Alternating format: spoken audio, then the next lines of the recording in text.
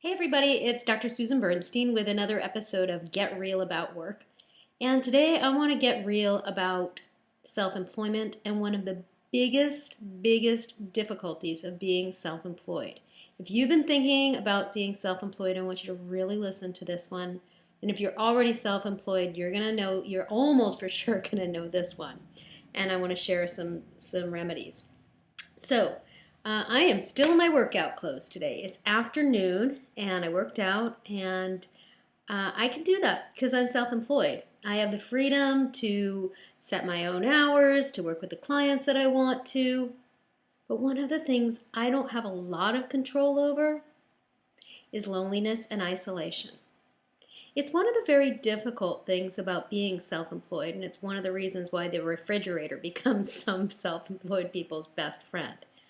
I'm saying that a bit tongue-in-cheek, but for example, this weekend at a family event, I hired a photographer.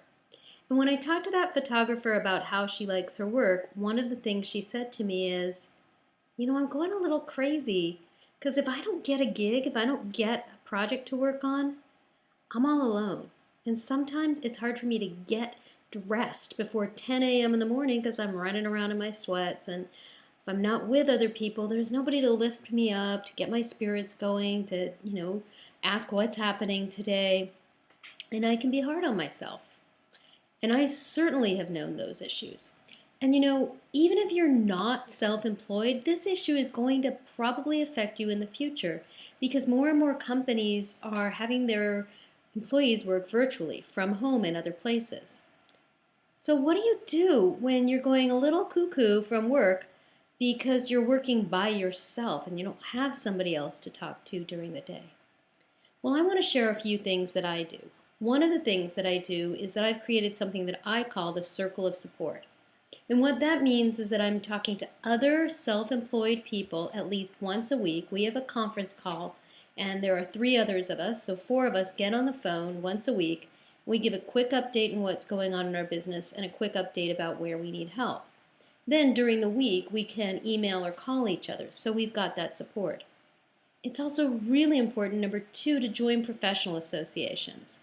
For example, one of the associations I belong to that I think is so valuable is Women in Consulting. It's a local Bay Area organization with over 400 women in it who all consult in some way, shape, or form. And that means generally that we're self-employed, and yeah, we need the support so that we can avoid going a little cuckoo and really lift each other's spirits up and have a higher vision for what we're doing. So that's another thing, is professional organizations. And I would ask you, what's your profession, what's the field that you're in, and what organizations, especially locally, especially events that you can go to in person, could you possibly join? The virtual working isn't all it's cracked up to be. We sometimes need face-to-face contact. We need to actually feel empathy from other people. And there's a part of our brain, the mirror neurons in our brain, that mirror other people, that help us to feel received and held and understood. So I would ask you, whether you're self-employed or not, what are you doing to get out there and be with other people so that you avoid isolation, both professionally and personally?